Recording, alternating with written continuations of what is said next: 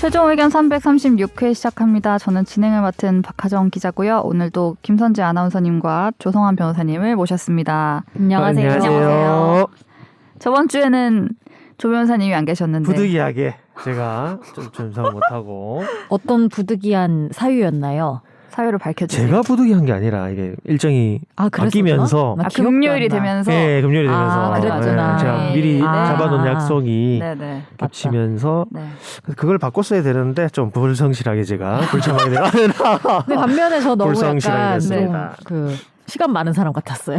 왜? 약간 항상 받아서? 되는 느낌. 뭔가 묘하게 모든 아니에요. 요일이 되는 느낌. 그런 이렇게 약속을 정할 때 그런 사람이 한 명 있으면 얼마나 이 마음이 든든한데 나는 이때도 돼. 막 이런 근데 사람 나는 있잖아요. 또 매일 되는 것도 아니거든요. 그러니까 근데 약속 잡을 때 항상 되긴 해 또. 그리고 지금 헌재님이 약간 이렇게 무리해서 오는 거잖아요. 이 자체가 그렇지 네. 않아요? 그러니까. 근데 저는 약간 루틴한 게 많아서 예측은 네. 웬만하면은 되니까. 뭐 파리 부- 좀 갔다 오시고 네. 맞아요. 파리에서 제일 좋았던 거 하나만 얘기해 주면 안 돼요?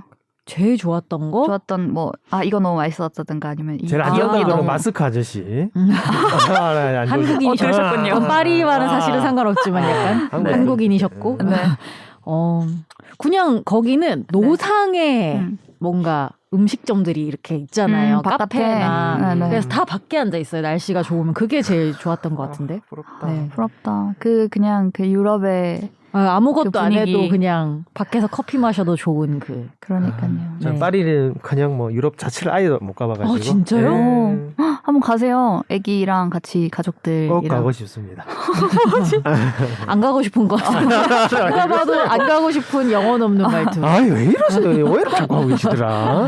꼭 네. 가고 싶습니다. 누가 네. 또 챙겨서 다녀오셔야죠.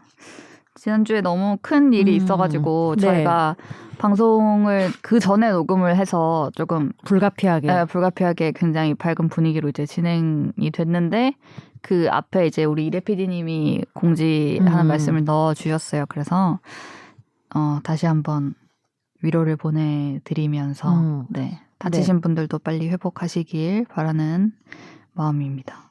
너무 일주일이 그래서 저는 훅 갔어요. 그러니까요. 네. 원래 네. 쉬려고 하셨는데 네. 갑자기 큰 사건이 터져서 네. TV에 그러니까, 나오시는 거 봤거든요. 네. 저도. 그렇게 네. 되었습니다. 근데 한 달이 건너면은 정말 너무 아는 사람이 많을 정도의 숫자여서. 사상자가 너무 그러니까요. 많고 다 아유, 참. 젊은 친구분들이 있어서 그리고 저도 뭐 이제는 30대가 되었지만 20대 네. 생각해 보면은 뭐 저희 때는 할로윈 같은 거는 없긴 했는데 그렇게 사실 막 챙기지 그 않았던 것 골목은 같아요. 정말 많이 가는 그냥 딱 골목. 보면 보이잖아요. 아는 골목이니까. 저도 20대 때 진짜 많이 갔던 네. 골목이어서 너무 익숙하니까 그게. 그리고 여튼 도시에 사는 사람들은 누구나 그런 상황에 사실은 처할 수 있는 거라서 좀 생각을 못 하죠. 근데 이런 일이 그 번화가에서 서울 한복판에서 서울 정말. 한복판에서 네, 마음이 무겁습니다. 그래서 오늘 집중적으로 네, 저희가 집중 탐구에서 해보려고 합니다. 네. 관련된 쟁점들을 몇 가지 다뤄보려고 하고요. 우선은 조성환 변호사님의 지난주 못하셨던 지지난주도 못한 그죠. 3주 만에 조성환 변호사님의 댓글을 읽어드립니다. 예. 이 톤이 돌아왔어. 약간 그 노르망디 시감이 상륙작전. 느껴지면서. 지난주에도 정희석 네. 변호사님께서 노르망디 상륙작전 네, 되게 열심히 하시려고 하시는데 성대모사 하셨어요. 변호사님 따라하려고.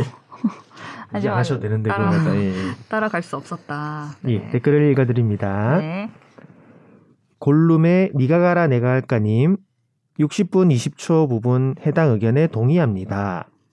이거는 선재님이 제 얘기였어요? 처벌을 애초에 세게 하면 되지 않냐고 한 엄벌이 말이었습니다. 차자. 그렇군요. 처음부터 네. 강하게. 아동성 범죄자에 대해서 나도 기억을 못하는 걸 제가 방금 찾아봤어요. 이게 무슨 말이었을까? 짚어주셨네. 네. 저는 어제 새벽 한 2시경에 다시 들으면서 네. 대단하시다. 우리 다들 왜 이렇게 고생하는 것 같죠? 네. 네, 팟빵의 백곰님 이번 주는 스케줄이 바빠 이제야 방송 들었네요. 뭐든 다 받아주시는 프로 받침러 조변님 빈자리가 크게 느껴졌어요. 책받침이야 뭐야. 이 단어 좋은 거 같아요. 프로 받침러 항상 받쳐드립니다. 조변님 다음 결석 시엔 댓글 읽으시는 거랑 리액션 몇 개 녹음해서 보내주세요. 참석을 했어 근데. 네. 앞으로 결석을 안 하도록 하겠습니다. 예. 네. 네. 그리고 기도다님 안녕하세요. 먼저 날카로운 질문봇님의 복귀 너무 좋습니다. 부모님. 좋은 여행 되셨겠죠? 아저씨 마스크 달라고 진상 부린 일 빼고 신나는 일 없으셨는지 궁금하네요. 확실히 핵심을 짚는 질문과 해안이 있으니 방송이 풍부해지네요. 그리고 정변님 목소리 다 돌아오신 것 같아 다행입니다. 코로나 전보다 더 조심. 이번 방송의 집중 탐구는 오래된 주제라도 꼭 되짚어 볼 만한 주제라 청취하면서 생각이 많았습니다. 마음 같아선 물리적 싹둑해야 하는 거 아닌가 싶고 정변님이 표현하신 정신머시기라고 좋게 표현하신 것도 과하게 존중해 준 것 아닌가 하는 생각이 들었습니다. 즉 너무 화나고 속상하다는 겁니다. 이슬람 율법에 대해 불호이지만 이럴 땐 눈에는 눈, 이에는 이라는 것을 꼭 대입하고 싶고 막 그랬습니다. 이런 마음이 들죠. 왜 네. 항상 피해자가 훨씬 더 많은 정신적, 재산적 손해를 감당해야 하는 건지. 출근길인데 아침부터 정말 화나고 짜증나지만 좋은 주제 생각해 볼 만한 이야기 다뤄주셔서 감사합니다. 무탈한 한 주 모두 되십시오. 이태원 참사 희생자의 명복을 빕니다. 네. 길게 이렇게 예. 감상을 남겨주셨습니다. 네. 네, 그리고 또 니가 가라 내가 네. 할까님. 우선 이태원 참사의 애도를 표하며 어제 있었던 박땡땡 상황을 보며 몇 가지 느낀 점이 있었습니다. 박병화 상황인 것 같아요. 네. 출소한. 네. 몇 해 전 조땡땡 때는 조두순 때. 네, 교도소 집까지 이동 때 그리 유튜버들이 난리를 쳤는데 더 심한 케이스인데도 법적으로 절차가 개선된 건 없다는 게 안타까웠습니다. 우선 유튜버들도 이걸 돈벌이 수단으로 느끼는 게 너무 충격적이었기에 이번에도 주변 유치원 어린이집은 장기적으로 사라질 것이고 원룸 주민들도 이사를 가는 상황이 벌어질 것입니다. 또한 퇴거 명령으로 타 지역을 다시 간다면 그 지역이 이슈가 되겠죠. 몇 해 경찰이 관심을 가지며 신경을 쓰겠지만 나중에 다시 재범이 벌어진다면 이런 상황을 또 지적하지 않을까 합니다. 이번엔 아무것도 없이 당일 주소지 변경에 지자체에 나중에 통보되는 구조는 뭔가 변경이 필요하지 않을까 싶습니다. 조두순은 그래서 당일 전부터 이슈에 대처한다고 임시 초소 등 중대 배치 등 진행했지만 거주지 분위기는 최악으로 갔죠. 더 위험하다고 생각되는 범죄자인데 당일 주소지 변경으로 새로운 지역의 이슈가 될 거라면 미리 대안이나 대처할 방법을 개선하는 것이 맞다고 생각합니다. 그 김근식 출소 후 나오는 보호시설이 대부분 경기도에는 반경 일반 주택가와 함께 있습니다. 법무부 관련 분들의 고생과 처우는 열악한 것도 문제지만 범죄자와 한 사회에 같이 공유하는 방법에 대해 한 번쯤 세부적으로 논의와 개선에 대해 생각해보는 시간이 필요할 것 같습니다. 모두 건강하시고 다음 주 최종 의견도 본방사수하겠습니다. 네. 진짜 이런 범죄자들이 또 이제 나오고 할 텐데 이럴 때마다 이런 논란이 빚어질 거라면 뭔가 생각을 좀 해봐야 될 것 같긴 해요. 이번에 그 박병화 나와서 그 동네에 가서 생긴 일도 혹시 보셨어요? 못 봤어요. 네. 그 이제 원룸인데 그 근처에 대학가 있고 이런 원룸인데 그 원룸 주인이 이제 그 박병화 부모님이 와서 계약을 미리 했었나 봐요. 엄마가 뭐 했다는 네, 것 어머니가 같다. 와서 계약을 했는데 이제 실제로 박병화가 사는데 어머니가 와서 계약을 하면서 뭐 위임장이나 내 아들이 살 거다 이런 말을 안 하고 해서 그럼 이거를 취소할 수 있다라고 계약 취소가 되나 보죠? 화성시장이랑 이렇게 나서가지고 다 이거 취소하고 얘 쫓아낼 거다 뭐 이런 얘기까지는 나오더라고요. 그렇게 할 수 있나요? 이게 내가 살 게 아니라 딴 사람이 살 건데 위임장이나 뭐 이런 얘기 안 하고 계약을 하면 이게 뭔가 고지를 똑바로 안 했다라고 해서 뭔가 명의가 다른 느낌? 쫓아낼 근거? 계약 될수 당사자 있나? 자체가 뭐 다르거나 네네. 예, 위임장을 뭐 정확하게 받지 않았다는 사유로 해서 네. 계약이 성립되지 않았다고 주장해 볼 여지는 있어 보이긴 한데요. 오, 네. 근데 반대편에서 만약에 쉽지는 않을 같이 것 살 같은데. 거라는 식으로 뭐 논리를 펼치면은 아 내가 하고 우리 아들이랑 나랑 같이 살려고 했다. 그러면은 사실은 그쵸, 예. 안 되는 거 아니에요? 취소가? 그건 그렇긴 하죠. 그렇죠. 같이 사시겠다 하면 그 부분도 당사자가 되시는 거니까. 그럼 또 왜 2명이 산다고 애초에 말을 안 했냐? 뭐 원룸인데 막 또 이렇게 또 싸우시겠죠. 보통. 원룸엔 사람 한 명만 살아야 되느냐? 그 원래 2명 살면은 요금 뭐 더 나온다고 2명 못 살게 하잖아요. 어. 원룸 사장님들이. 네. 갑자기. 근데 취소가 되는 거는 모르겠다. 그러니까 그런 근거까지 이제 내세우면서 시장이 막 이거 계약 취소시켜야 된다고 막 이렇게 하는 걸 보면서 뭔가 참 놀라웠습니다. 댓글 이렇게 방송을 열심히 들어주시고 방송에 대한 고찰을 이렇게 남겨주셔가지고 네, 감사합니다. 그리고 프로 받침러라는 프로 받침러 별명을 잘 탄생시켜 주셔서 네, 앞으로 잘 활용하도록 하겠습니다. 네. 다음 우리 청취자의 사연을 진단해드리는 날로 먹는 청사진.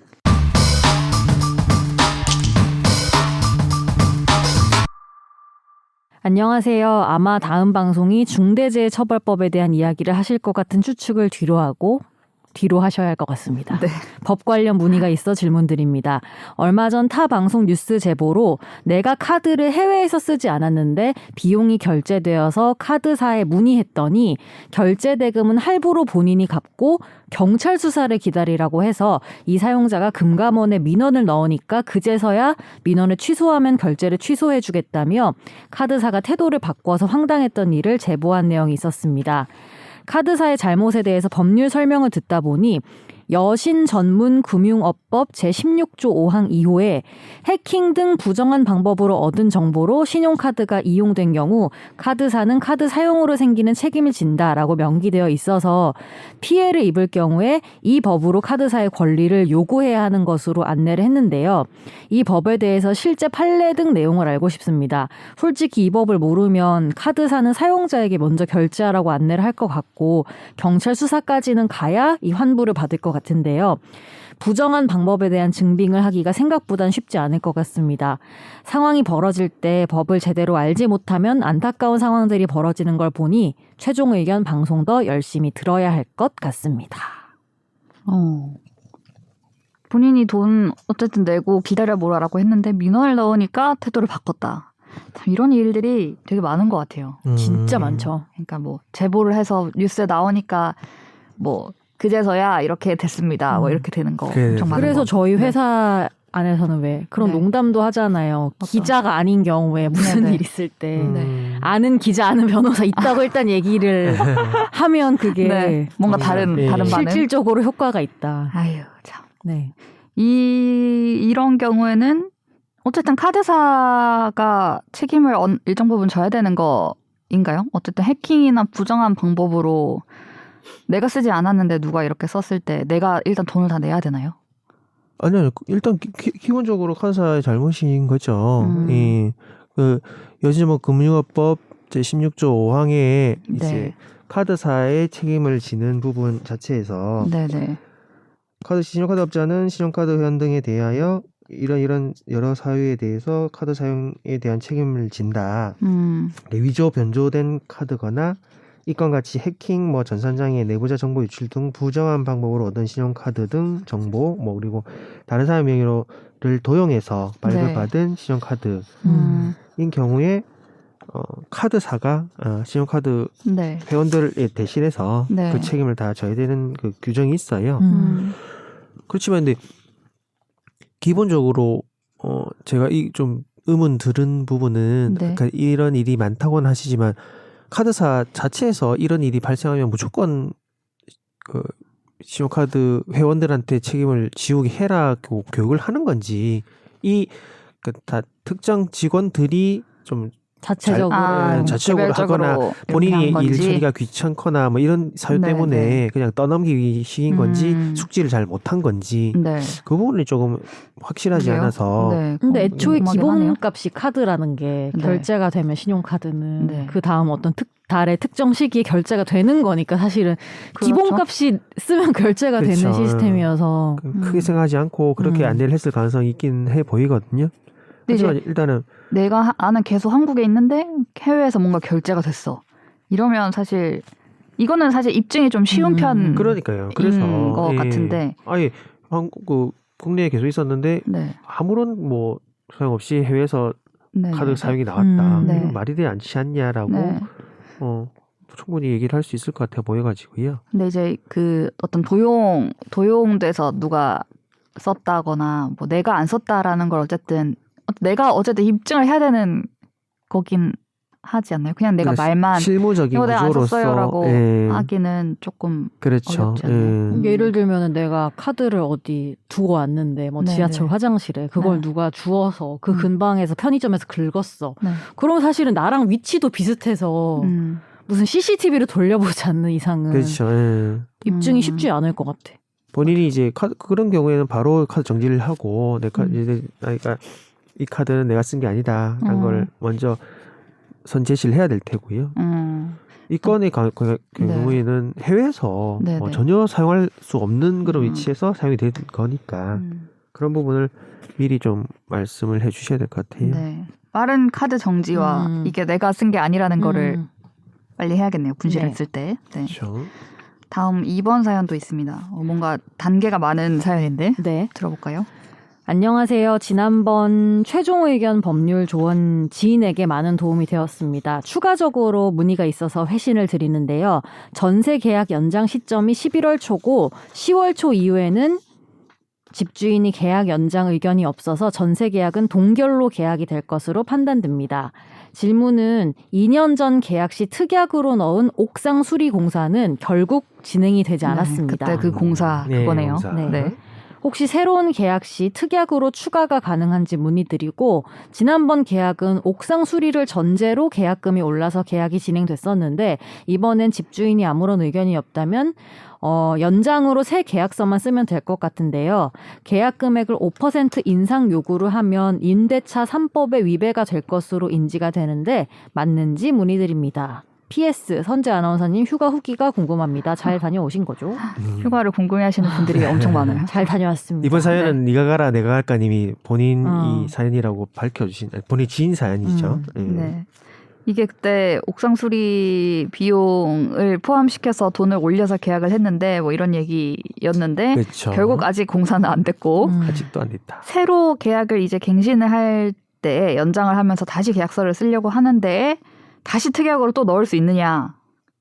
이거는 뭐 합의가 돼야 넣는 거 아닌가요? 아, 그렇죠. 하면 된다고 하면 충분히 네. 근데 연장 계약이기 때문에 네네.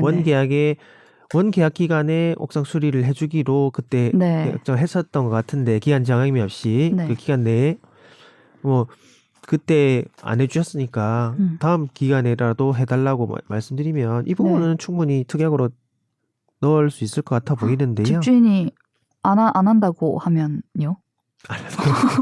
아니 생각해보니까 그냥 안 해야겠다고 옥상 수리. 안 하겠다. 네, 그러면 아니 지난번 계약서에 있었는데 너가 이행을 하지 않아서 여기 자연스럽게 다시 들어가는 거 아니냐라고 이렇게 우겨서 넣을 수 있나요?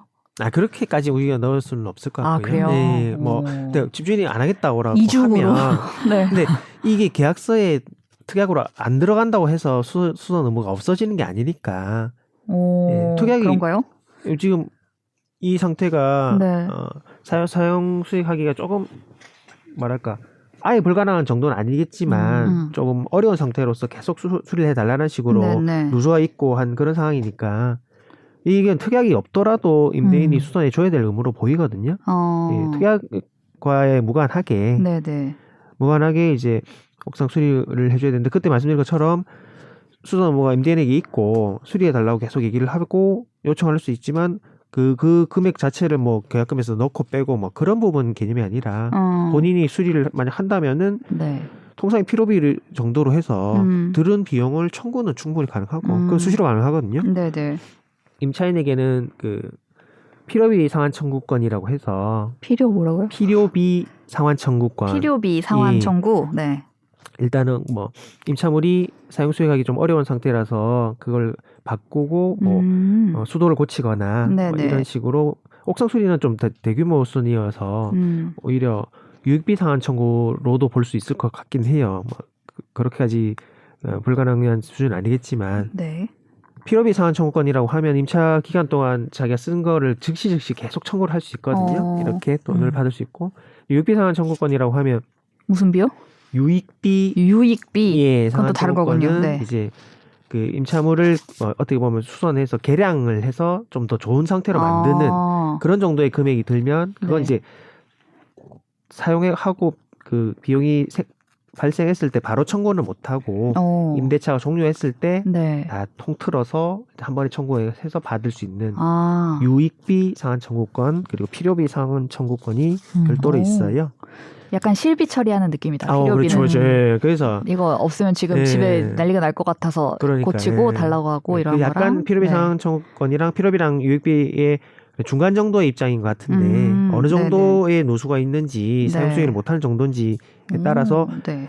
먼저 고치시고 그 비용을 청구도 가능하니까. 네. 예. 근데 항상 이런 거의 문제는 시간이 걸린다라는. 맞아. 그리고 진짜 해줄지 안 해줄지를 알 수 없다라는. 그리고 내가 그냥 너무 답답한 마음에 내가 막 돈 내서 고치면 안 해줄 수도 안 있으니까 해줄 수도 사실은. 돈 안 줄 수도 그 필요비를 안 주고 막 버티면 소송이죠. 법무부의 문장. 문장. 그것도 애매한 게 이 사람이 내 네.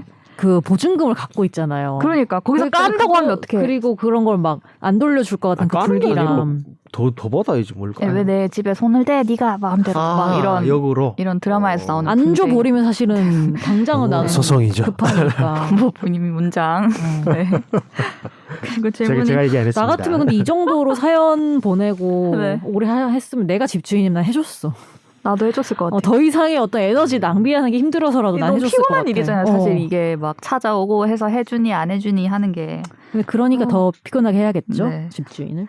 그리고 계약 이제 연장을 되는데 돈을 올릴 건지에 대한 좀 우려가 좀 있으신 것 같아요. 지금 그냥 새 계약서만 쓰고 돈은 그대로 하면 될 것 같은데 5% 이상 인상 요구를 하면 임대차 3법에 위배가 되나요? 네, 이 말씀은 이거는 이제 다른 측면이 아닌가요? 네. 그 이전 계약금 보증금 자체에 네. 옥상 수리를 할 수 있는 뭐 비용을 조금이 포함됐으니까 그 원래 계약금이 네네. 좀 더 작아야 된다. 음. 그래서 지금의 상태로 5% 인상을 요구한다면은 또 올리면 예, 실제적으로는 5%보다 더 많지 않냐 이런 취지의 질문이신 것 같아요. 근데 이렇게 네. 보기엔 좀 어렵고요. 아까 말씀드린 이거는 것처럼 별도구나. 네. 그 아까 말씀드린 건 그렇고 그 계약금 속에 옥상 수리 비용이 포함되어 있다고는 네. 우리가 뭐 간접적인 뭐 증거랄까 뭐 심증이 있을지언정 네. 그게 이제 타당한 주장은 아니니까 이 상태에서 네. 5% 이내로 인상이 요구가 된다면은 합의를 하셔야 될 것 같긴 한데 지금 또 하나의 그 뭐 팁은 전세 계약 연장 시점은 11월 초 지금 거의 연장이 되신 것도 같은데 네, 지났으려나 모르겠네요. 연장하기 1개월 전에 이제 뭐 임대인 측에서 아무런 의사 뭐 계약 거절의 의사나 뭐 조건 협의에 대한 의사 없으면은 기존 그대로. 임대차랑 동일한 조건으로 네, 가기 네. 때문에 지금은 네. 5% 인상 자체도 시기적으로 넘은 것 같아요. 네. 조용히 지내시면 같은 금액 그냥 자동 연장. 이렇게 될 때는 가만히 있는 게 더 괜히 미리 막 그러게. 3달 전부터 얘기해서 이런 거 아닌가요? 뭐 이렇게 이런 물을 거 필요는 아닌가요? 없겠다. 막 이렇게 하지 말고 그냥 가만히 있어야겠네. 가만히 있으면 그 기간만 네. 연장되면 묵시가 되니까 동일한 조건으로 그대로. 네.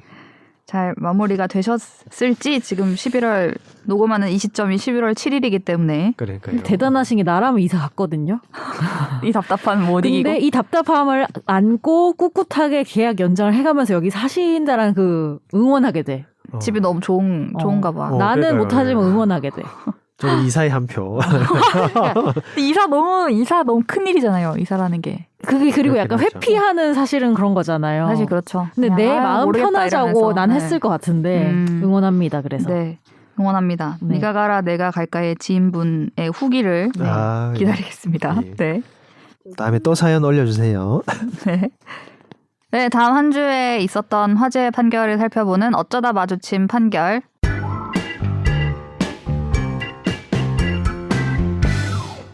(2017년) 국토교통부 장관은 공무원 A씨에 대한 중징계 의결을 중앙징계위원회에 요구하고 직위 해제 처분을 내렸습니다. 국토부에서 파견 근무하던 이 공무원 A씨가 지속적인 성희롱과 여성 비하 발언을 했다는 이유에서였는데요.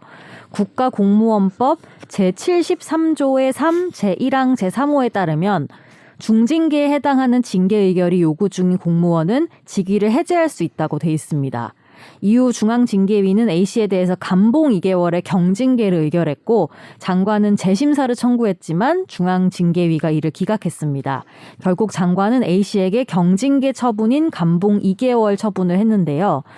공무원 A씨는 이후 경징계가 의결된 시점부터 직위 해제 처분의 효력은 상실된다면서 지급되지 않은 보수를 지급해야 한다면서 행정소송을 냈습니다. 1, 2심은 직위 해제 처분의 효력이 상실되는 시점을 중앙징계위가 재심사 청구를 기각한 때로 판단했는데요. 하지만 대법원은 이때가 아니라 징계가 의결된 때라고 판단을 했고 원고 일부 승소로 판결한 원심을 파기하고 사건을 대전고법으로 돌려보냈습니다. 복잡합니다. 아. 이게 돈이 걸려 있는 문제가 그렇죠. 되는 거죠. 네. 직위 해제 효력이 없어지는 시점이 언제인가? 그렇죠. 그러면 자기가 뭐 과장이면 과장으로 돌아가서 이렇게 그렇죠. 이 월급을 받을 수 있는 때가 되니까 처음에는 국토부 장관 측, 그러니까 징계를 한 사람은 징계 처분이 내려진 시점에 효력이 상실된다라고 설명을 했었는데 아유 어렵네요. 네? 일단 네. 중징계가 나올 줄 알았던 거지. 예. 근데 경징계가 나와버린 그렇죠. 거죠. 상황 자체는. 예. 징계위에서는 경징계가 나왔고 국토부가 재심사를 청구해서 네네. 이게 아니다 해서 다시 중징계 쪽으로 갈 수 있는 여지를 열어놓고 갔는데 또 기각을 해버리니까 네. 그 또 한두 달 후에 경징계인 감봉 이결 처분을 어쩔 수 없이 한 상황. 네. 6개월 차이가 있죠. 네. 2018년 2월부터 8월까지 네네. 국가공무원법 73조의 3 제1항에는 이제 직위해제라는 게 명확하게 따지자고 하면은 직위를 부여하지 아니할 수 있다라고 법률상은 규정돼 있고 이제 뭐 직무 수행 능력이 부족하거나 근무 성적이 극히 나쁜 자 그리고 파면 해임 강등 또는 정직에 해당하는 징계 의결이 요구 중인 자 이 네 가지 징계가 아직 중징계에 해당하거든요. 네. 이 네 가지 징계 의결이 요구 중인 자 그리고 형사사건으로 기소된 자 그리고 특정 뭐 금품 비위 성범죄 등 좀 높은 비위 행위로 감사원 수사나 뭐 조사를 받고 있는 네. 이런 사람들에 대해서 직위 해제 즉 직위를 부여하지 아니할 수 있다라고 규정되어 있는데 거의 모든 공무원들에 대해서 이런 중징계 의결 요구나 어떤 비위가 있고 뭐 기소되고 하면 바로 이제 직위 해제를 하죠. 일단은 네. 직위를 뭐 법 재판이나 뭐 징계 의결이나 이런 네네. 부분들이 날 때까지 일단 일을 하지 말고 기다려 봐라. 네네. 직위는 넌 없다. 뭐 일종의 이 자체도 약간의 그 침입적 처분이 해당하는 부분인데 이 직위 해제 처분의 효력이 유지되는 종기 끝날 때. 예, 네. 끝날 때가 딱 언젠지가 지금까지 판단이 없었던 걸로 보여요. 대법원의 첫 판단이라고 하는데 재판부가 이제 하시는 말씀은 직위 해제는 이제 뭐 징계랑 법적 성질은 다르지만 그 여러 측면에서 해당 공무원에게 직간접적으로 불리한 효력을 발생시키는 침입적 처분이다. 그렇죠. 불리한 그래서 거니까. 직위 해제 요건 및 효력 상실 소멸 시점 등은 문헌에 따라 엄격하게 해석함이 원칙이다. 이렇게 판단을 최대한 하셨죠. 불리하지 않게 해석해 주라는 그렇죠. 취지네요. 여기서 우리가 아는 게 뭐지? 몰라요. 인도비오 프로레오. 뭐였지? 아, 노래. 인도비오 프로레오. 뜻이 노래. 뭐였죠? 뜻이 기억이 안 나요. 그 의심스러울 때는 피고인의 피고인의 이익으로. 죄형 법정주의, 노래만 기억나. 명확성의 원칙. 이게 뜻을 기억해야 되는데. 이게 그 확장 해석 금지. 암기로 학습하는 것의 문제입니다. 노래로 좀 기억이 나지 않습니까? 노래만 노래만 기억나고 뜻이 기억이 안 나니까. 문제를 풀 수 있는 답은 기억이 안 나. 네. 불리하게 유추 확장 해석을 하지 말아라. 그렇죠. 라는 뜻으로. 국토부 장관님께서는 이제 뭐 일단은 중징계를 네. 원해서 아까 말씀드린 것처럼 이렇게 직위해제를 했지만 중앙징계위에서 경징계로 가야 될 것 같다라는 식으로 끝나니까 다툰다고 재심사를 청구를 했지만 대법원은 이제 재심사 청구를 하지 않은 경우도 있으니까 그렇죠. 재심사를 청구를 안 하면 바로 그때부터 직위해제 처분 효력이 상실되는데 재심사 청구를 했다고 해서 그 기간이 길어져서 이제 침입적 처분인 이 직위해제 처분이 계속 유지가 된다는 거는 어떻게 보면 형평의 원칙 그러면 형평성이 없다. 이 재심사 청구를 안 한 사람은 왜 더 불리해지느냐? 뭐 이런 의미로서 이제 그렇겠네요. 판단을 하신 것 네. 같아요. 그리고 특히나 국가공무원법 아까 73조의 3 2항 자체가 규정이 이제 제1항에 따라 직위를 부여하지 아니한 경우에 그 사유가 소멸되면 임용권자는 지체 없이 직위를 부여하여야 한다. 이렇게 일단 경쟁자가 의무 나왔으니까 규정이- 예. 바로 해야 되는 거구나. 바로. 예. 그래서 그 부분이 이제 평등의 원칙 위반으로 판단을 하신 것 같아요. 지속적인 성희롱과 여성 비하 발언을 했는데 중징계가 나오지 않았다. 감봉 2개월이 나왔다. 네. 그러니까 이게 판단이 좀 이상해요. 네, 어쨌든 속 이상합니다. 직위 해제 처분의 효력이 언제 끝나는지에 대해서 명시적으로 밝힌 최초의 판결이라고 대법원에서 네. 참 이렇게 뭐 다양한 사안이 많아서 항상 법보다 다이나믹한 현실이 그러니까 벌어진다는 벌어져서 이렇게 판단을 하게 되면 그 사안에 대한 첫 번째 판결이 이렇게 되는 거잖아요. 최초의 판결. 근데 이런 일로 이제 싸우는 분이 있으니까 이거에 대해서 최초의 판결을 했을 텐데 참 직위 해제의 효력이 언제까지 가는가에 그러니까요. 대해서 참 기준이 이분도 나왔다고 합니다. 적극적이신 분이네. 공무원도. 그러니까 저도 그렇지 않아요? 이런 하지만- 사유로 이런 징계를 그러니까 받았지만 나의 권리를 찾겠다라는 이 어떤 대여섯 살 적극성이 월급 있어. 받는 뜨시려고 한 거 아니에요? 하려고 이 끝까지 네. 한 거죠. 예, 끝까지 네. 뭐라고.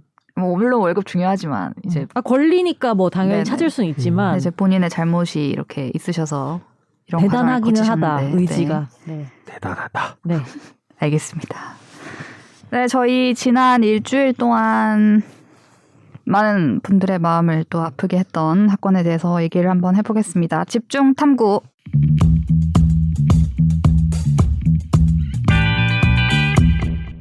네, 처음에 저희가 얘기를 했죠. 서울 번화가의 한복판에서 정말 말도 안 되는 일이 벌어졌습니다. 헬로윈을 즐기기 위해서 주말 밤 거리로 나섰던 사람들이 이태원의 한 골목에서 압사 사고가 이제 빚어져서 지금 156명이 숨지는 참사가 벌어졌는데요. 저희가 오늘 이 최종 의견에서는 이 사고를 일으킨 것으로 지목이 되면 뭐 법적인 책임을 물을 수 있는지에 대한 부분과 지금 또 큰 축으로 돌아가고 있는 게 경찰이 왜 처음에 빨리 대응을 하지 못했냐라는 문제가 계속 나오고 지적되고 있기 때문에 그럼 그 경찰에 대해서도 책임을 물을 수 있는지 이 두 가지에 대해서 크게 얘기를 나눠보려고 합니다. 먼저 사고가 발생하고 뭐 저희도 계속 뉴스를 했지만 몇몇 증언이 계속 나왔어요. 누가 밀자라고 하면서 밀었다고. 밀어. 네, 밀어라고 하는 우리가 더 말이 힘세. 네, 그런 말을 들었다라고 하는 사람이 여러 명 있고, 그 사람들이 가리키는 몇몇 또 증언이 토끼 머리띠를 한 일행이 그랬다라는 사람도 있고, 외국인 몇 명이 그랬다라는 사람도 있고, 토끼 머리띠를 쓴 여자가 그랬다라는 사람도 있고, 막 이렇게 몇 명이 이렇게 지목이 되는 사람들이 있어요. 근데 이제 경찰은 뭐 CCTV나 SNS 영상 같은 걸 토대로 이제 그렇게 지목이 되고 민 것으로 보이는 사람들을 최대한 찾아서 일단 진술을 들어보고 상황을 재구성을 해보겠다라는 입장이고요. 형사처벌 여부는 그때 가서 얘기하자라는 상황입니다. 만약에 정말 민 사람이 있다면, 확인이 된다면 한 뭐 3-4명이 이렇게 해가지고 밀었다. 그 사람들한테 법적으로 책임을 물을 수 있을까요? 어떻게 보세요? 근데 이 사건 이후에 네. 언론에서 나오는 뭐 학자들 인터뷰나 네네. 네. 이론적으로 그런 걸 연구하시는 분들 얘기를 네네. 들어보면은 사실은 사실상 못한다라는 여튼 이게 그런 식으로 상황이 흘러가 버리면은 네. 특정 뭐가 원인이라기보다는 가해자가 있거나 네. 어떤 그 군중이 그냥 네네네. 벌어지는 그런 일이어서 네. 찾아도 처벌을 하기가 쉽지 않고 그 사람이 가해자나 원인이라고 보기도 어렵다라는 식으로 얘기를 하는 걸 봤거든요. 그런 의견이 있을 수 있고, 막, 네. 그 의견도 의견 타기당하죠. 예. 정말 딱 다 어느 시점에 뭐 10시 뭐 15분에 지금 뭐 신고와 발생 시각이라고 얘기를 하고 있는데 10시 14분 30초에 뭐 예를 들어 이 파란 옷을 입은 이 사람이 밀어서 이게 다시 시작됐어. 이렇게 우리가 결론을 낼 수 있는지도 사실 그러니까 그것도 사실 밝히기가 쉽지 않아요. 밝히기가 쉽죠. 왜냐면 꿀렁꿀렁 이렇게 사람들이 막 이렇게 하는 과정에서 뭐 얘도 힘을 가했을 수도 있고 저 사람도 이렇게 힘을 가했을 수도 있고 이게 막 같이 섞이는 과정에서 이게 벌어졌을 수 있는데 그럼요. 이 사람이 정말 밀었다. 확인이 됐어. 근데 이 사람 때문에 다 사고가 다 났어? 라고 말할 수 있을지도 사실 어렵기도 하고. 그렇죠. 네. 어떤 형법에서 이제 네. 어떤 범죄를 이제 판단할 때 네. 행위자가 이제 그 객체가 다이렉트로 1대1로 해서 네. 이 사람을 어떤 뭐 살인이든 뭐 폭행이든 한다는 고의로서 행위가 있어야지 이제 처벌이 되거든요. 만약 이 사람을 어떤 A라는 사람을 공격하려고 했는데 그 자체가 뭐 B가 잘못 맞고 그 행위를 결과를 당했다. 네. 그러면 일단 착오의 문제로서 동일시 할 수 있는 사람 정도라고 하면은 이 사람한테 이 행위를 전용시켜서 처벌을 할 수는 있긴 한데 이거는 뭐 그런 건 아니죠. 네. 네. 뭐 엄청 많으신 분이 네. 한 사람을 밀었다고 해서 그 사람이 붙어 있는 연결되어 있던 모든 사람들한테 다 책임을 전가시킬 수 있다라고 네. 보기 참 어려워서. 그리고 의도의 측면에서도 예. 이런 게 벌어질 거라고 예상을 하거나 그런 의도를 갖고 뭐 밀었다고 보기는 그렇죠. 솔직히 힘들잖아요. 그렇죠. 그 부분이 있죠. 그래서 지금 말씀 나오시는 부분이 뭐 살인죄 처벌 가능한지 그리고 폭행치사, 상해치사, 네. 과실치사가 되는지 네, 이런 네. 부분에 대해서 논의가 많이 있긴 한데 가장 중화범죄인 살인죄라고 했을 때 살인죄로 처벌을 만약에 된다고 하는 경우에는 고의가 있어야 되는데 과실에 의한 살인은 그냥 과실치사일 뿐이니까 네. 이 고의가 있어야 되는데 확정적으로 이 사람을 죽이겠다는 생각으로 민 사람은 없을 테고 그렇죠. 그 상황에서 여기서 그 논의돼야 될 부분이 미필적 고의라고 해서 죽을 수도 있겠다. 내가 그렇죠. 밀면 딱 의의가 네. 딱 죽을 수도 있겠다라는 네. 정도의 생각을 가져야 돼요. 어렵게 얘기한다고 하면 근데 이것도 나는 네. 증명하기가 굉장히 어려울 것 같아요. 증명하기 어렵죠. 어렵고 맞아요. 본인이 만약에 정말 그런 생각을 했더라도 음. 자기가 진술을 그렇게 해야 되는 거잖아요. 그렇죠. 그리고 내심 여튼 의사야. 근데 누구는 그거 알 그 수 얘기를 없고. 안 하실 그날의 것이고. 상황 자체가 네. 사실은 그 누구도 그런 일이 벌어질 거를 예상을 못했기 때문에 그렇죠. 음. 그러면 의도하지는 않았어. 그러면 과실치사, 과실치상 이런 부분은 어떻게 과실적으로 보세요? 포섭 자체는 네. 가능할 텐데 아까 말씀드린 것처럼 이게 인과관계에 있는 건지 네. 이 행위로 인해서 네. 저 사람이 죽을 수 있는 그 인과관계, 네. 상당 인과관계가 있는지는 별도 또 따져봐야 되니까. 그는 과실로 인하여 사람의 신체를 상해에 이르게 한 자, 뭐 사망에 이르게 한 자인데 과실이라고는 쳐도 이 행위가 정말 죽게 했는지 그렇죠. 예, 그건 이 연결고리가 정확하게 나와야 된다는 그건 거죠. 다른 단계의 문제, 차원의 그럼, 네. 문제라서. 그거는 법에 어느 정도 돼 있어요. 그 처벌이. 형량 같은 거요?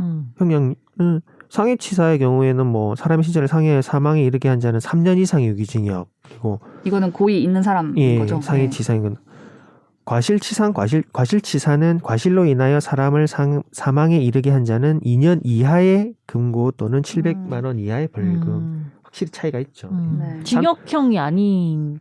금고는 이제 아. 징역형이랑 유사한 건데 노역장 유치만 하지 않는 거거든요. 명예형 같이 그런 거라서 상해치사는 이제 3년 이상의 유기징역이기 때문에 3년부터 차이가 15년까지 크네요. 훨씬 올라가네. 최저한이 3년인 네. 거고 이건 과실치사는 최대가 2년이라서 2년 내에서 이제 벌금까지 네. 선고가 가능한 그런 정도 차이죠. 네. 제가 예를 하나 들어보면 이제 네. 그냥 이건 뭐 살인죄 부분이긴 한데 방화라고 좀 생각을 하면 네. 자기 집에 보험금 탈 목적으로 자기 집에 불을 지르고 근데 옆집이 타가지고 옆집에 이제 그 자고 있던 사람이 죽는 경우가 상정을 해보면 네. 내가 우리 집에 불을 질렀는데 옆집에 불이 붙어서 이 사람이 죽어도 어쩔 수 없다. 죽을 수도 있겠다. 네. 라고 생각하는 경우가 미필적 고의. 네. 근데 뭐 우리 집에 불을 지르니까 이게 뭐 시간이 일러서 네. 잠잘 리도 없고 이 사람이 죽을 일은 없다. 하지만 과실로 옆집에 불이 타가지고 네. 그 사람은 뭐 신체 뭐 좀 다치거나 집이 옮겨 불타는 거는 실화죄로 처벌할 수 있거든요. 네. 그런 이제 과실 범죄는 지금 말씀드리는 과실치사에 해당할 수 있는 거죠. 예, 그런 인식의 차이. 밀다가 그렇게 구별해요? 입증도 쉽지가 진짜 어려울 않겠다. 것 같아요. 정말 이제 거의 어떻게 보면 약간 말장난 비슷하게 네. 단어로서 뭐 죽을 수도 있겠다. 네. 하지만 죽진 않을 거야. 뭐 이런 정도의 차이밖에 안 죽을 돼. 수도 있을 것 같지만 그래도 죽진 않겠지. 이러면 어떡해요? 어우 그 사이네 그건 또 그러니까 그것도 참 내심의 의사라서 네. 이 부분은 입증하기도 어렵고 나아가서 이제 인간관계 문제도 있다는 게 네. 이제 인과관계도 어려운 진짜 상황이죠. 입증하기 어렵겠네요. 이게 막 국가수에서 감식하는 거 보니까 이제 막 각도 측정 이런 거 다 하고 뭐 힘이 어디서 얼만큼 가해졌는지 이런 거 보려고 아예 뭐 약간 3D 시뮬레이션처럼 만들려고 하는 것 같더라고요. 그래서 정말 지금 네. 수사본부가 지금 꾸려진 거죠. 뭐. 네네 특별수사본부가 특별수사본부, 꾸려져 예. 있습니다. 네. 그래서 특수본 얘기로 또 넘어가 보면요. 지금 뭐 여러 언론을 계속 달구고 있는 거는 경찰이 어떻게 대처를 했냐. 신고가 6시 반쯤부터 들어간 게 있는데 압사당할 것 같다고.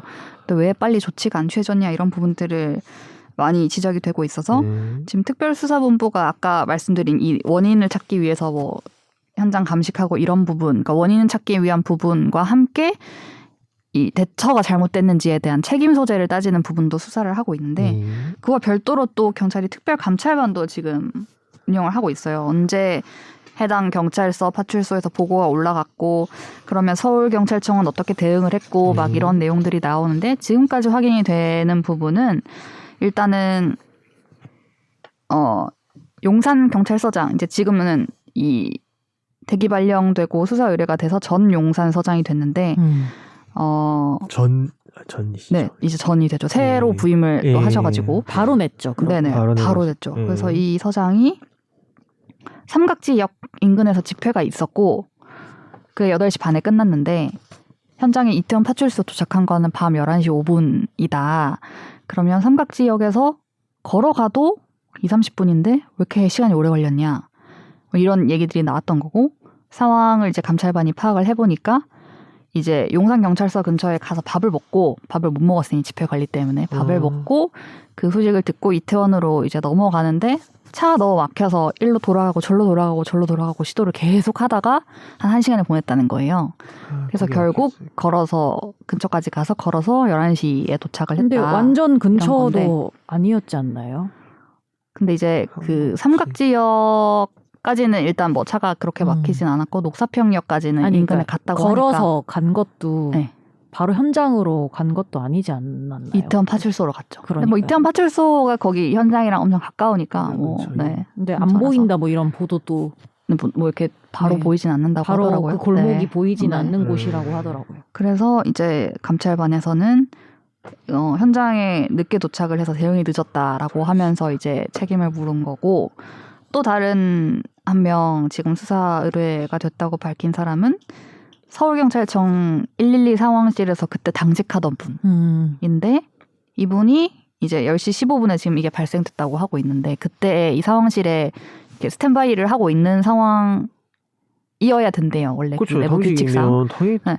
그래서 그 신고 들어오는 거 보고 하면서 이게 심각하면 뭐 전 근무자에게 전파를 한다거나 아니면 자기가 당직이니까 서울경찰청장한테 전화를 해서 지금 난리 난 것 같다고 한다거나 이런 걸 했어야 되는데 그게 밤 11시 39분에 이루어졌다는 거예요. 그래서 그럼 이 사람 뭐 했냐 어디 가서 그동안에 이것도 지금 문제를 삼아서 상황 보고 지연 책임을 물어서 지금 수사 의뢰를 하겠다라고 한 상황인데 뭐 구체적으로 아직 특수본에 이거 서류를 다 꾸려가지고 무슨 혐의로 수사 의뢰 이렇게 한 건 아니에요. 그러니까 수사 의뢰를 하겠다라고 지금 한 상황이고 그럼 이럴 때 지금 언급이 되는 게 자기들이 해야 될 일을 제대로 안 한 거니까 그렇죠. 직무유기 아니냐라고 하는 부분과 업무를 똑바로 안 해서 사람을 죽게 했다라고 해서 업무상 과실치사 이런 부분들이 거론이 되고 있는데 이 직무유기라는 게 되게 그 말 자체는 직무를 유기했다.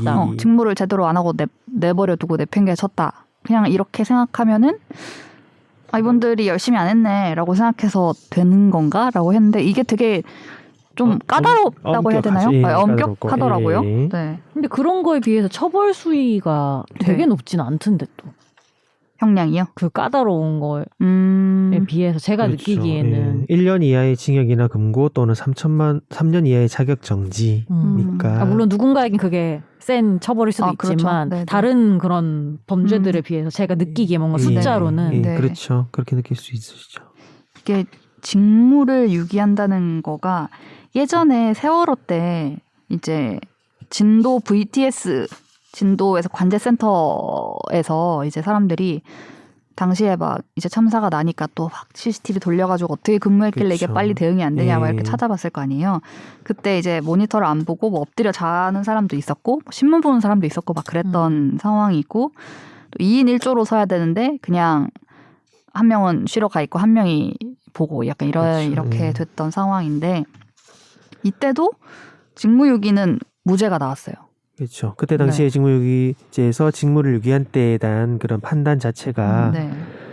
공무원이 법령 내규 등에 의한 추상적 성실 의무를 태만히 하는 일체의 경우에 성립하는 것이 아니라 직장의 무단 이탈, 직무의 의식적인 포기 등과 같이 국가의 기능을 저해하고 국민에게 피해를 야기시킬 가능성이 있는 경우를 가리킨다라고 좀 네. 엄격하게 좀 봤어요. 그러니까 아예 직장을 이탈해버리거나 아예 의식적으로 그 직무 자체를 포기 내지는 방임하는 정도에 이르러야 적극적으로 이런 부작위를 해야 된다. 네. 이런 그런 취지로 엄격하게 좀 판시를 하셨죠. 그냥 그러니까 좀 게으르게 하는 것 정도가 아니라 아니고, 예. 그거는 이제 적절하게 직무 수행을 못한 거 정도인 거지 의식적으로 나 이거 오늘 안 한다 그렇죠. 예. 이렇게까지 아니면은 안 된다라는 거죠. 그렇죠. 되게 기준이 높은 것 같아요. 그러면 뭐랄까 업무를 하긴 하는데 이것도 참 기준을 세우기가 어려울 것 같긴 근데 해요. 그래서 저는 네. 이게 직무에 따라서도 또 그것이 낳는 결과가 정말 크잖아요. 그렇죠. 어떤 직무를 네, 하느냐에 따라서. 예를 들면 이게 네. 진짜 당장 뭐 엄청 시급하고 안전과 네. 관련된 그런 거 그렇죠. 당장 네. 문제가 벌어지는 직무가 있을 거고 아니면은 솔직히 살짝 유기를 해도 큰 탈이 일어나지 않는 직무도 있을 텐데 저는 이걸 일괄적으로 막 직무 유기라고 묶어놓는 거 자체가 조금 그러니까 이거는 시간을 두고 할 문제겠지만 법적으로 제가 느끼기에는 네네. 이런 특수한 직무에 있어서는 좀 더 강하게 처벌하고 좀 더 책임을 지울 수 있는 게 필요하다라는 생각이 들더라고요. 그렇죠. 그러니까 뭔가 관제를 하고 계속 상황을 지켜보고 막 이렇게 해야 되는 업무일 경우에 뭐 항공 관제사 뭐 이런 그렇지. 분들의 경우에는 계속 보고 있어야 대형 되고 참사할 수 있는 근데 이런 거고 거에 또 있어서는 그렇지 않은 뭔가 예를 들기 지금 생각이 나지 않지만 그렇지 않은 예를 들어 30분 졸았을 때 그렇게 크게 타격이 없을 수도 있는 업무라면 그거를 근데 다 같이 묶어놓는 게 조금 근데 이 판단 기준에 따라 볼 때 이게 전 서울 용산 서장님이랑 이 당직이셨던 네네. 상황관리관이 조금 다른 것 같아요. 아 그래요. 이 상황관리관분은 거기 당직실에 계속 계셔야 되는 부분이 있는데 이 시간에 사라진 있어야 되죠. 거잖아요. 네네. 그게 어떻게 보면 직장의 무단 이탈이랄까 뭐 그 자리를 지키지 못했다는 걸로 포섭할 수도 있어 보이긴 그렇지. 한데 왜냐하면은 이분은 거기 있으면서 뭐 졸았거나 이게 아닌 거 사실은 아예 없었다는 거니까. 얘기라서. 네, 없었어서 예. 그럼 거기 있었던 그 팀장이 왜 보고를 빨리 안 한 거냐? 아니면 막 불렀는데 이 사람이 안 온 거냐? 이거는 이제 지금 더 살펴봐야 될 부분인데 이 공간에 없었던 건 맞아요. 그러니까요. 네. 그 부분이 네. 이 판례에 비추어 보더라도 어느 정도 좀 포섭 가능성이 있지 않나라는 네. 생각도 드는 정황이 있거든요. 네. 업무상 과실치사가 더 형량이 센가요? 제가 업무상 과실치사는 안 찾아봤네. 영어사 과실치사가 아마 더 높을 겁니다. 이 직무유기보다는. 네.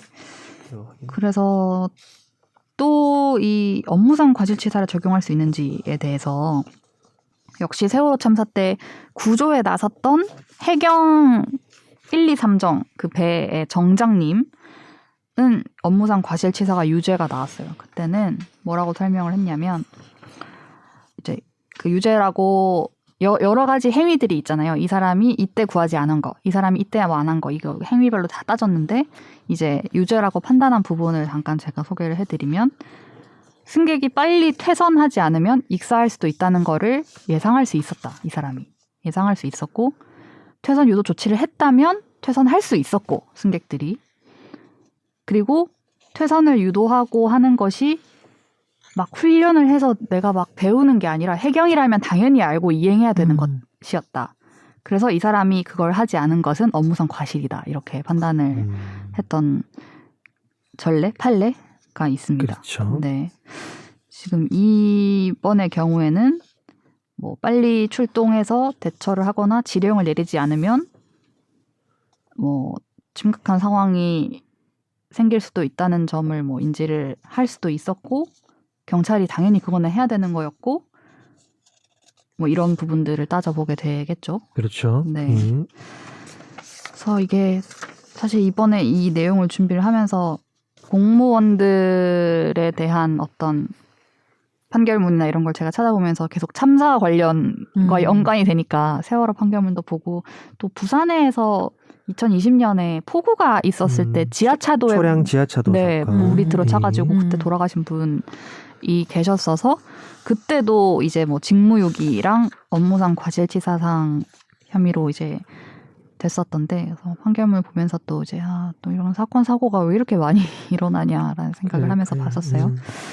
그때도 직무유기는 부산시 권한 대행을 이제 경찰이 직무유기 혐의로 검찰에 사건을 넘겼었는데 검찰 단계에서 혐의 없음 처분을 했습니다. 예, 무혐의로 재판까지 구속을 안 안 갔어요. 가셨죠. 네. 이거는 왜 검찰이 왜 무혐의 처분을 했었나요, 당시에? 당시 그 변전 권한 대행은 폭우가 내렸을 때 외부에서 간담회를 한 후 시청으로 복귀하지 않고 관사로 퇴근을 했는데요. 그때 이제 의식적으로 직무를 방임했다거나 네. 과실했다고 볼 수 없어서 아까 말했던 아마 그거네. 그 취지로 무혐의 처분을 한 맞아요. 걸로 알고 있습니다. 상황 보고를 받았고 일부 출동 지시도 했고 한 부분이 있긴 있었대요. 그래서 이제 이걸 완전히 내팽개치고 뭐 의식적인 포기로까지 볼 수 없다. 네 마음대로 해라 뭐 이렇게 했다거나 그런 식의 것이 아니었기 때문에 직무유기까지는 되지 않는다. 되지 않는다. 네. 나머지 근데 이분 외에 이제 업무상 과실치사로 기소가 된 공무원들은 네. 전원 유죄로 네. 판단을 받았더라고요. 네. 그렇게 됐습니다. 지금 이제 사고가 난 지 사실 일주일 조금 넘었죠. 거의 일주일 넘었는데 국가 애도 기간도 지난 이틀 전에 이제 끝났고 네.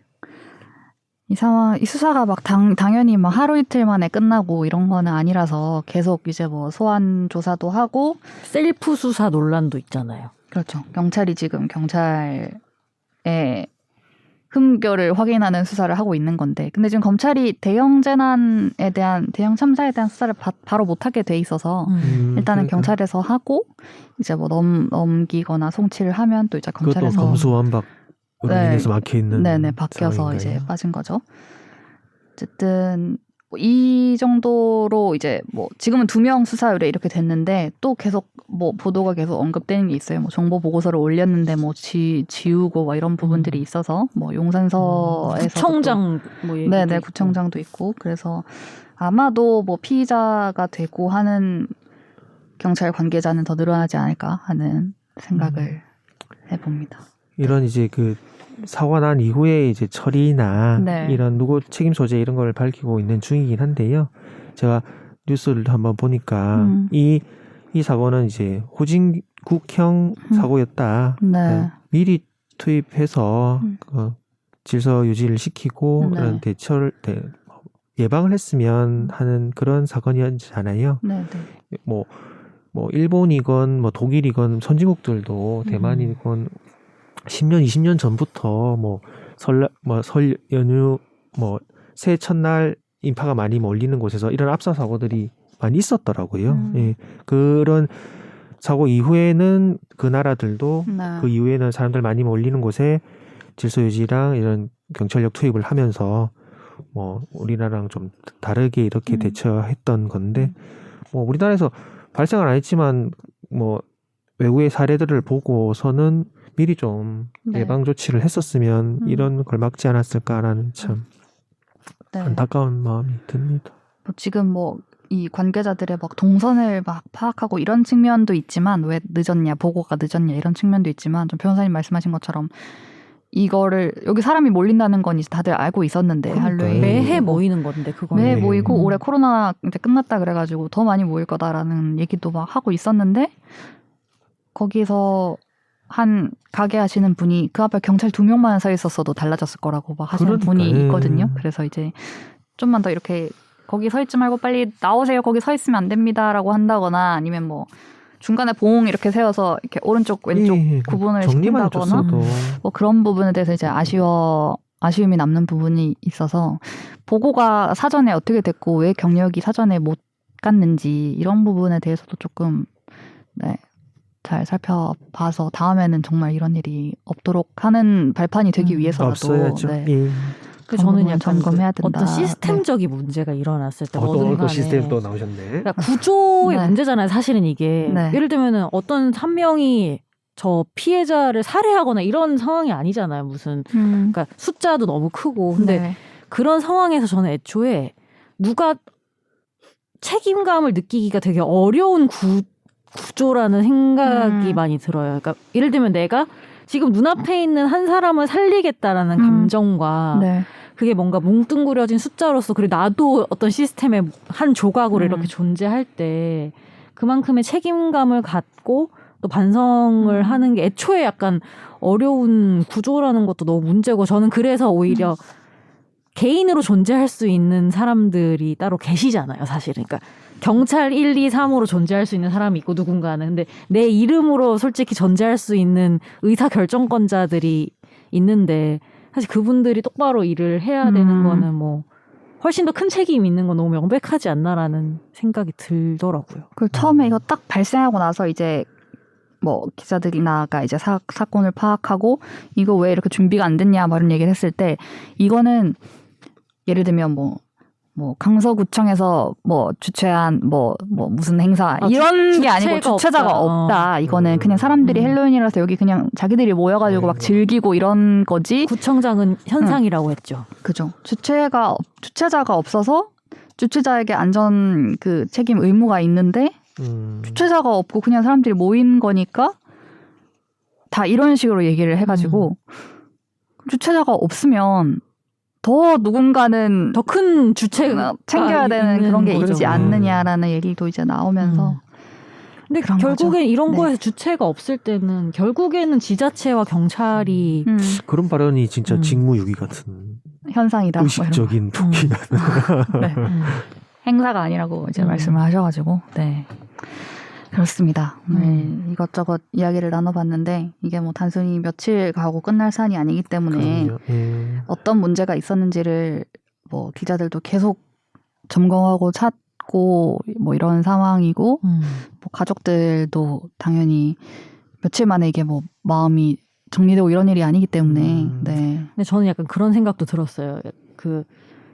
진짜 약간 나도 책임이 없나 약간 이런 반성을 좀 하게는 되더라고요. 여튼간에 이게 잘못됐다고 말을 하고 너 잘못했지라고 막 추궁하고 하는 거는 솔직히 저는 쉽다고 생각하거든요. 근데 그 내가 말하는 예를 들면 잘 지키겠습니다 말하는 거 되게 쉽지만 그렇게 실제로 지키는 행동을 하는 거 진짜 좀 다른 문제잖아요. 어렵잖아요. 근데 예를 들면은 어떤 구조 안에서 이런 문제가 발생했을 때 그런 생각이 드는 거예요. 진짜 나 세월호 이후에 정말 한 명의 시민으로서 저 사람들이 잘하는지 감시를 내가 똑바로 했나? 계속 지켜봤나? 그리고 정말 내가 안 잊어버렸나? 좀 잠깐 잊었던 적은 없었는데 이런 반성을 스스로 하게 저는 되더라고요. 그래서 물론 더 큰 책임 있는 사람이 있고 네. 그 정도에는 차이가 있지만 결국 방관한 사람도 아무것도 안 한 사람도 결국에는 일정 시민으로서 책임이 있는 게 아닌가라는 생각이 들어서 그러니까 잘 고쳐지려면 진짜 끝까지 네. 이번에는 잘 지켜보고 똑바로 하는지 감시도 하고 이것도 우리가 책임이 있다라는 생각이 들기는 들더라고요. 네. 계속해서 지켜보도록 하겠습니다. 지켜보도록 하겠습니다. 네. 저희 오늘 이태원 사고, 이태원 참사와 그와 결부되어 있는 법적인 책임들에 대해서 얘기를 나눠봤고요. 다음 주에도 저희가 이슈가 되는 사안에 대해서 말씀을 나눠보도록 하겠습니다. 감사합니다. 감사합니다. 네. 나도 법률 전문가 세상만 사법으로 재밌게 풀어내는 여기는 최종 의견 최종 의견 최종 의견 최종 의견으로 오세요.